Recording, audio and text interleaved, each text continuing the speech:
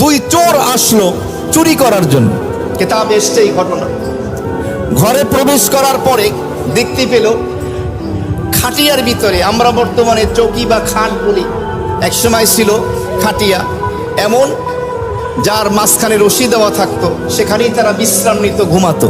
তো এক বুড়া আর বুড়ি, বৃদ্ধ আর বৃদ্ধা সেই চৌকির ভিতরে খাটিয়ার ভিতরে বিশ্রাম নিচ্ছে, ঘুমাচ্ছে। তো চোর দুইজন ঘরে প্রবেশ করার পরে পরামর্শ করলো যে এই দুইটারে আগে বান্ধি, মুখের ভিতরে কষ্টিপ লাগাই, হাত পাও বেঁধে ঘরের বাইরে ফেলাইয়া রাখি, তারপরে আমরা নিশ্চিন্তে নির্বিঘ্নে ঘরের ভিতরে আমরা চুরি করব। যেই কথা সেই কাজ। ওই বৃদ্ধ বৃদ্ধাকে ধরে মুখ আটকিয়ে কষ্টিপ দিয়ে মুখ বন্ধ করে হাত পা বেঁধে খাটিয়া সহ ওই ঘরের উঠানে রেখে দিয়ে ঘরের ভিতরে মজা করে ঘরের মালামাল চুরি করতে লাগি, সব মাল একত্রিত করতে লাগি। হঠাৎ ঘটনাক্রমে ঝড় আসলো। ঝড় এসে মনে করেন ওই ঘরের পাশে একটা বড় বট গাছ বা আম গাছ ছিল, বিশাল এক ডালা ভেঙে ওই ঘরের মাচার উপরে পড়লো। পড়ার পরে ঘর একদম জমিনের সাথে মিশে গেল। চোর দুইজন আছে।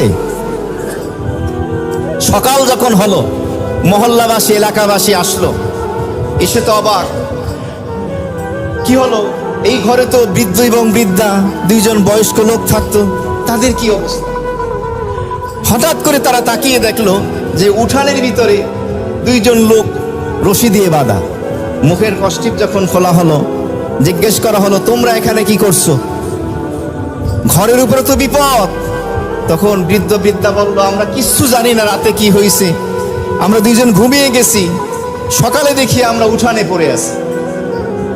তখন এলাকাবাসী মহল্লাবাসী ওই ঘর যখন সাফ করতে গেল, পরিষ্কার করতে গেল, ওই মালামাল সরানোর পরে দেখতে পেল সেখানে দুইজন চোর মরে পড়ে ভর্তা হয়ে আছে। মরার কথা কার? বৃদ্ধ বৃদ্ধার। মরছে কে? বাঁচাইছে কাদের মাধ্যমে? চোরের মাধ্যমেই। তো কার হায়াত কতটুকু, কার মত কখন আসবে কেউ বলতে পারে। যে কোনো সময় পাকড়াও হয়ে যেতে